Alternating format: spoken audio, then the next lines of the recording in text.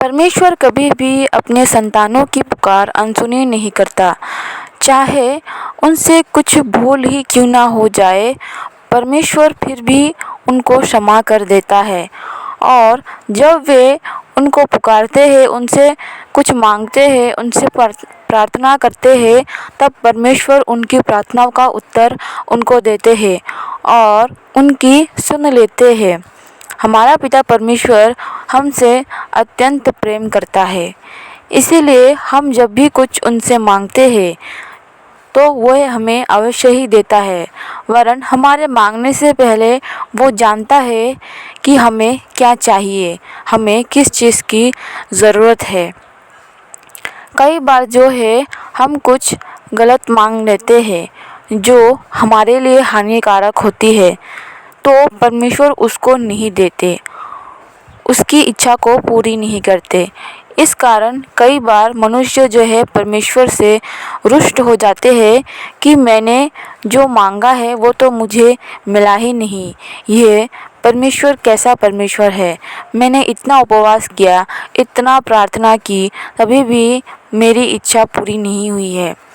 असल में इसमें ना ही आपका दोष है और ना ही परमेश्वर का, क्योंकि परमेश्वर हमसे पहले जानता है कि हमारे लिए क्या उपयुक्त है, हमारे लिए क्या भला है। हमसे अधिक वो जानता है कि हमारे लिए क्या अच्छा है और क्या बुरा।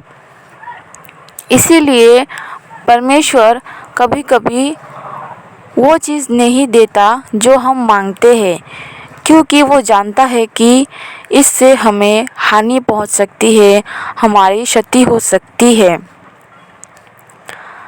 कई बार लोग जो है पाप में पड़ जाते हैं परमेश्वर में चलते चलते, और जब उनको उनका एहसास होता है तब वे वापस परमेश्वर के पास लौट आते हैं और उनसे रो रो कर प्रार्थना करते हैं, क्षमादान मांगते हैं।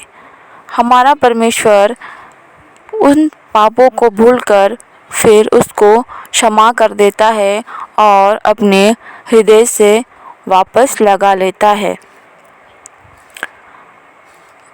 हमारा परमेश्वर कभी भी हमें जो है बुरी वस्तु नहीं देगा।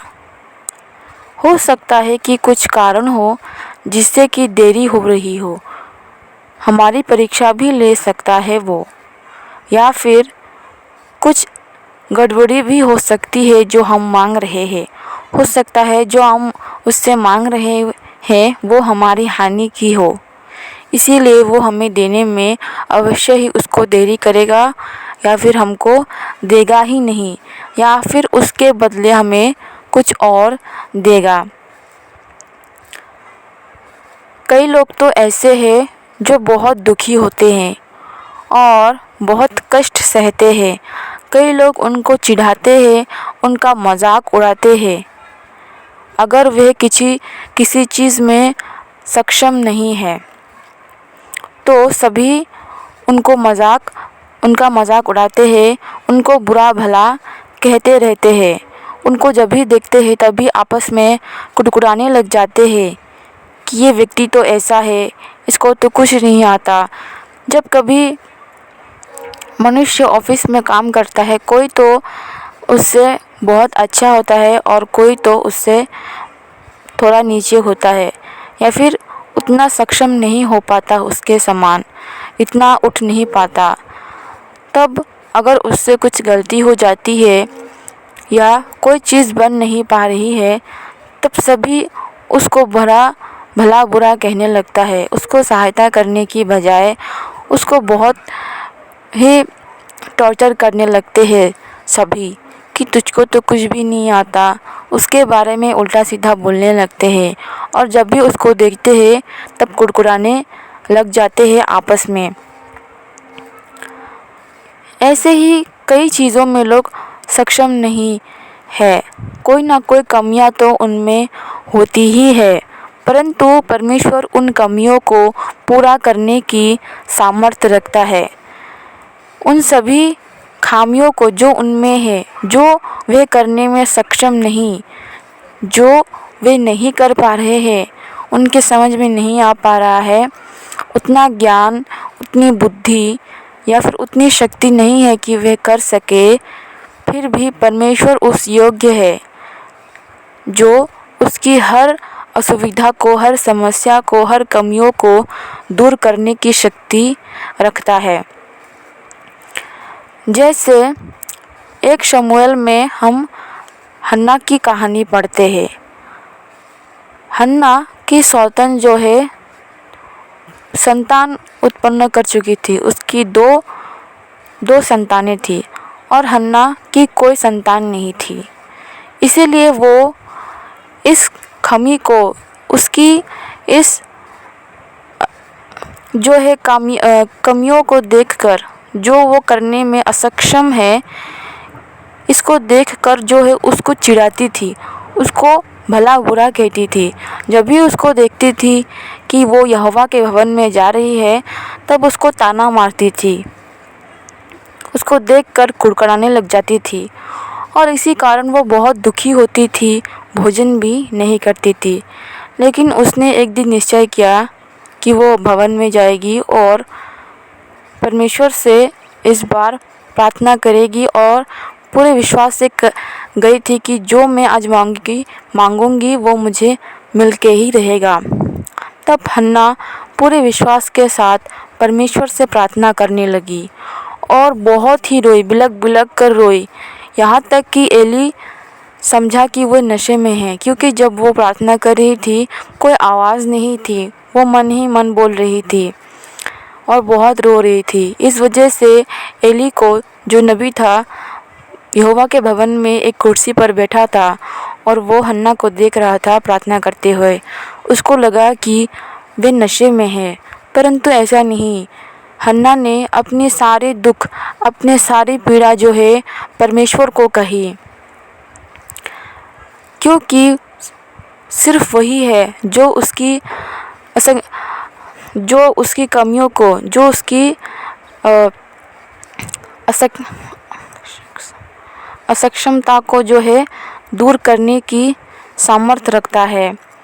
इसीलिए उसने परमेश्वर को ही अपनी जो है असक्षमता के बारे में बताया कि वो संतान उत्पन्न करने में असक्षम है। कृपया मुझे संतान दीजिए तो मैं वो संतान आपको पूरे जीवन भर के लिए अर्पण कर दूंगी। ऐसी प्रार्थना पूरे मन से, पूरे विश्वास से और जो पीड़ा लेकर वो आई थी, उस पीड़ा से परमेश्वर से प्रार्थना की और परमेश्वर ने उसकी सुन ली और उसको एक पुत्र जना, वो था शमूएल। और फिर जैसे उसने प्रतिज्ञा की थी, ठीक वैसे ही उसने उसके पुत्र को उसका पुत्र दूध छोड़ते ही उसको लेकर यहोवा के भवन में दे दिया और उसके पश्चात उसके और भी बेटी बेटियां हुई, ऐसा बाइबल में लिखा है। तो यहाँ पर ध्यान देने की बात यह है कि अगर आप किसी चीज़ में असक्षम हो या फिर आप बहुत दुखी हो, बहुत पीड़ित हो किसी वजह से, तो आपको अपनी दुख और पीड़ा और अपनी असक्षमता सिर्फ़ और सिर्फ परमेश्वर को कहनी चाहिए, उससे अपनी मन की बात बांटनी चाहिए, क्योंकि उसके अलावा और कोई नहीं है जो आपकी पीड़ा को समझ सके और उनको दूर कर सके, क्योंकि वही है जो आपकी पीड़ा, आपके दुख को दूर करने की शक्ति रखता है, दूर करने की क्षमता रखता है। उसमें इतनी सामर्थ्य है कि वह आपके सारे कष्टों को दूर कर सकता है, आपके सारे असक्षमता को दूर कर सकता है। इसीलिए कभी भी किसी मनुष्य के आगे अपनी मन की पीड़ा, अपनी मन की बात ना कहे, क्योंकि वे आपकी मन की बात को नहीं समझेंगे, आपकी पीड़ा को नहीं समझेंगे, सिर्फ आपके मजाक उड़ा सकते हैं या फिर आपको लेकर उल्टा सीधा बोल सकते हैं। ऐसा मेरे साथ भी हुआ था। मेरे पास कोई भी दोस्त नहीं था, तब मैं परमेश्वर को भी नहीं जानती थी और मैं सबको अपना बनाने की कोशिश करती थी। सबके दोस्त थे, मैं भी चाहती थी कि मेरा भी एक दोस्त हो, एक साथी हो जिससे मैं अपनी मन की पीड़ा बाँट सकूं। लेकिन मुझे ऐसा कोई न मिला जिसको भी मैं अपनी मन की बात कहती हूँ या फिर कहना चाहती हूँ, वे मेरे बारे में उल्टा सीधा बोल देते हैं और मेरी पीड़ा को नहीं समझते। कुछ भी वे मेरे बारे में सोच लेते हैं और मुझको बोल देते हैं।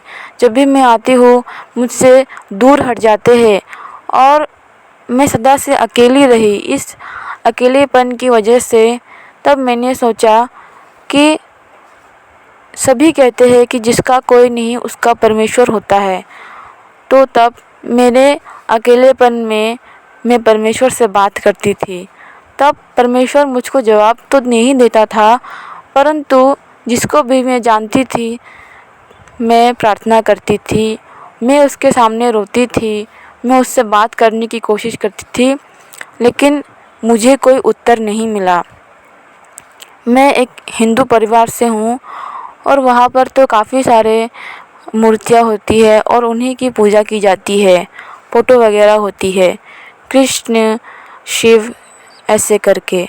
तो मैं उन्हीं की पूजा करती थी, उन्हीं से प्रश्न किया करती थी, उन्हीं से अपनी मन की बात कहती थी, परंतु मुझे कोई जवाब नहीं मिलता था।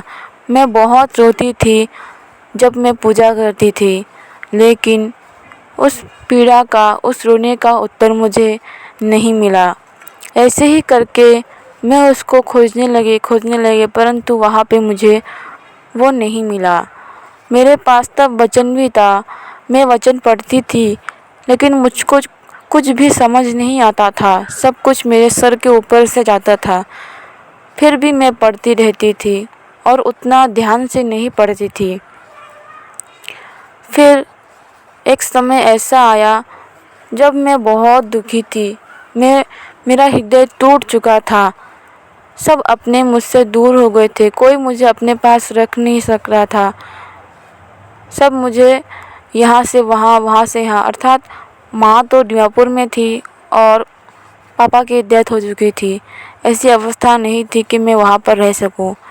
जब तक कि वो एक अच्छी जगह पर स्थिर होती, दुकान वगैरह करती, उससे पहले मैं स्कूल में भर्ती हो चुकी थी और मुझे दादाजी के घर में ही रहना था। और मुझे इतनी पीड़ा, इतनी दुख वहाँ पर मिल रहा था, मैं किसको अपनी दुख और पीड़ा बताऊँ, जिसकी वजह से मेरा मन पढ़ाई में भी नहीं लग रहा था। और एक समय ऐसा हुआ कि मेरे मन ने कह दिया कि अब मुझसे और ये सहा नहीं जाएगा, मुझे यहाँ से बाहर निकलना है। यहाँ से निकलकर मैं मौसी के घर में गई। वहाँ पर भी कुछ दिन तो अच्छा रहा, परंतु उनके ही घर के लोगों ने मौसी और मेरे बीच गलतफहमियाँ पैदा कर दी। उनकी बातें मुझको बताती और मेरी बातें उनको बताती। मुझ में इतनी तब समझ नहीं थी कि ये सब क्या हो रहा है, और सारा दोष मुझ पर ही आ जाता था। ऐसे ही चलता रहा और फिर तभी भी उन्होंने भी मुझे गलत समझा और मुझे बहुत बुरा भला कहती रही। तब मैं और टूट गई, कोई मेरे पास नहीं रहा। इस अकेलेपन का मैं क्या करती, मुझे बहुत बुरा लग रहा था कि सबका तो कोई ना कोई होता है, पर मेरा क्यों कोई नहीं है। ना ही तो मेरे पास माँ है और ना ही पिता और ना ही भाई बहन। कोई ना कोई तो किसी के पास होता है जिससे वो अपनी मन की बात कह सकता है।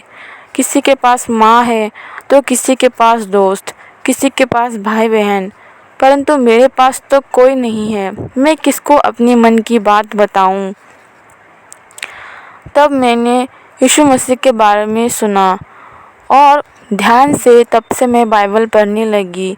मैं उनको खोजने लगी, मैं उनसे प्रार्थना करने लगी, लेकिन तभी भी मुझे उत्तर नहीं मिल रहा था। लेकिन मैंने उनको सपने में ज़रूर देखा था। उनकी ओर से मुझे एक दर्शन प्राप्त हुआ था। बिजली की तरह आकाश से कुछ चमकती हुई रोशनी आई और वो एक मनुष्य का सा आकार लेने लगी और बनते बनते वे यीशु मसीह बन गए। दोनों हाथ फैलाए हुए थे और वो मनुष्य की भांति नहीं था, पूरा लाइट का जैसे कलर होता है बिल्कुल वैसा लाइटिंग था। उसके घुंघरालू बाल थे, थोड़ी थोड़ी याद है, और उसकी आंखें बहुत ही सुंदर थी। और वह मुझसे कह रहा था कि जो मुझ पर विश्वास करेगा वो जिएगा। ऐसा मैंने शब्द सुना। फिर मेरी नींद टूट गई। ये सुबह की वाणी थी। मैंने उस सपने में देखा कि मैं बहुत डर गई थी। मैं एक घर में थी और पीछे एक बड़ा काला मोटा सा था और वो बार बार मुझे डरा रहा था। पीछे एक खिड़की थी और वो खिड़की से आता था और मुझे डराता था और वो मेरे पास आ गया था बिल्कुल। और फिर मुझे बहुत डराया। मुझे कुछ कर नहीं पा रहा था लेकिन मुझे बहुत डरा रहा था। तब मेरे हाथ में कहीं से एक तलवार आ गई और उस तलवार से मैंने उसको सिर में मारा और वो सिर के बीच से फंस गया। लेकिन मैं फिर बीच में घबरा गई और वो मुझ पर प्रबल हो गया और मैंने फिर विश्वास किया परमेश्वर पर और मैंने उसको तलवार से दो भाग कर दिया। मैंने वहाँ पर देखा कि जब मैं दुर्बल हो जाती तब वे मुझ पर भारी हो जाता, मुझको डराता धमकाता।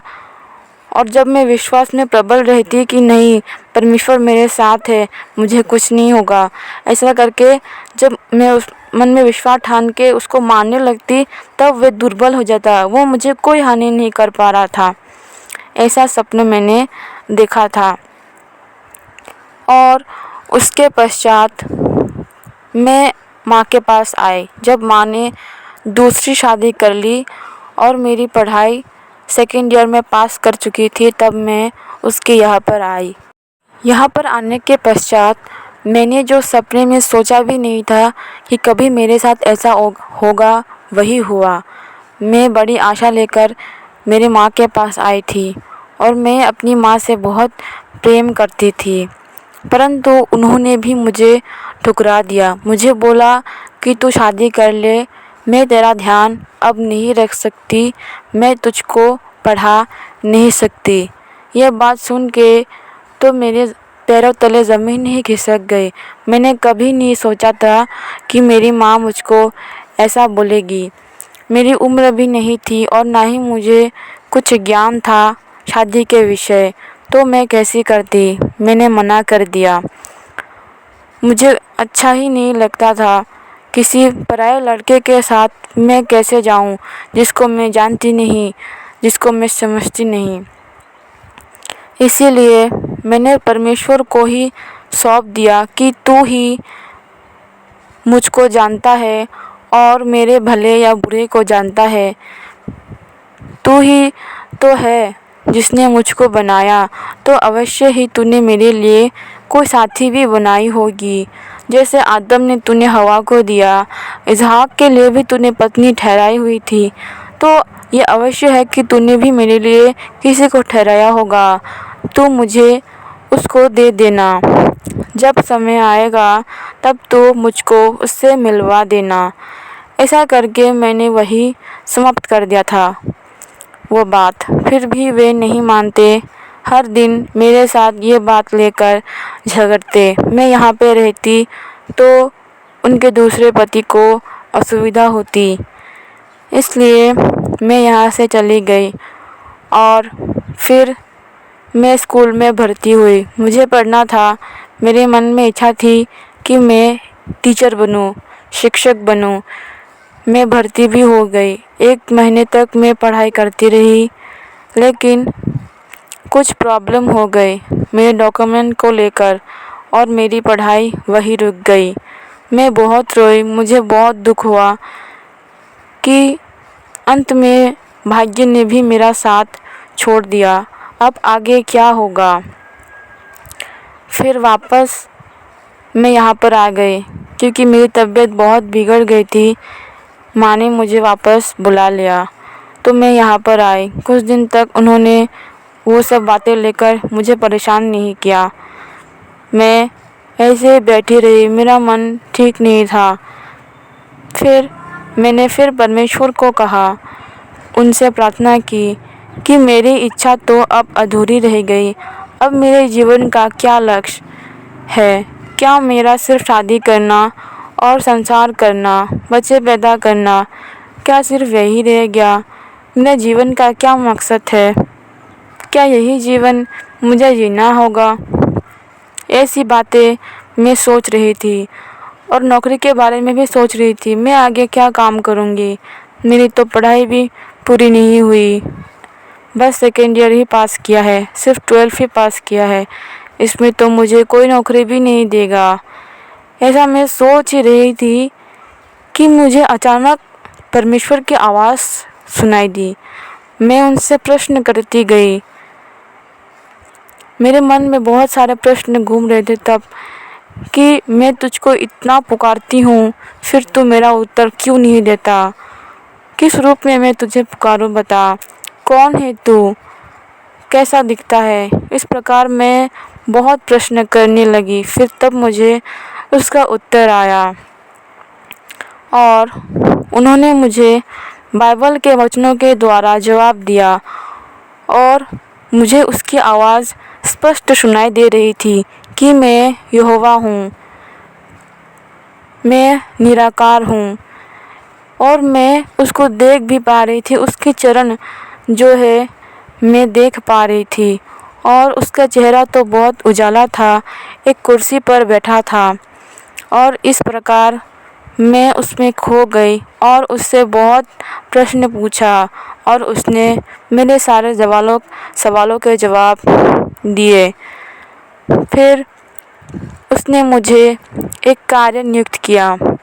मुझे तो शुरू में पता नहीं चल रहा था कि मैं यह क्या लिख रही हूँ।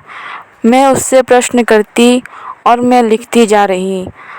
फिर उसने कहा, ये सब वचन तो दूसरों को बताएगी। तब फिर मैंने ये ठान लिया कि जो उसने मुझे दिया है, जो कार्य दिया है, मुझे वो करना है। वो जैसा जैसा बोलता गया मैं वैसा वैसा करती गई, लेकिन अभी तक मैं वचन को बोलने के योग्य नहीं हुई। समय आने पर उन्होंने कहा कि अभी नहीं, जब समय आएगा तभी तू बोलना, मैं तुझे बोलूँगा कि कब बोलना है। और वह समय अब आ गया है और अब मैं आपसे उनके द्वारा दिए गए वचनों को बोल रही हूँ। इसी प्रकार आज तक मेरे जीवन में ऐसा कोई नहीं है जिसको मैं अपनी मन की पीड़ा बता सकूं। आज तक नहीं है। मेरी माँ आज भी वैसी ही है जैसे पहले थी। मेरी उनके नज़र में कोई कदर नहीं। उनको सिर्फ उनकी पड़ी है, उनके संसार की पड़ी है। कहीं वो मेरी वजह से टूट ना जाए, इसके कारण वो मुझे दूसरी जगह भेजने को भी तैयार है या फिर शादी करके मुझे दूर भेजने को भी तैयार है। लेकिन मैं तैयार नहीं हूँ कि मैं अभी शादी करूँ। फिर भी वे मुझ पे प्रेशर डालती रहती है। लेकिन डालने के बावजूद वो मुझे एक जगह लेके भी गई। फिर मुझे मन में एक आवाज़ आई कि ये शादी नहीं होगी, कुछ गड़बड़ी हो जाएगी जिसकी वजह से ये संबंध नहीं होगा। ज़बरदस्ती वो मुझे लेके गई। लड़के ने देखा, लेकिन मुझे लड़का बिल्कुल भी पसंद नहीं आया। उसकी आंखों में मुझे वो सच्चाई नहीं दिखी।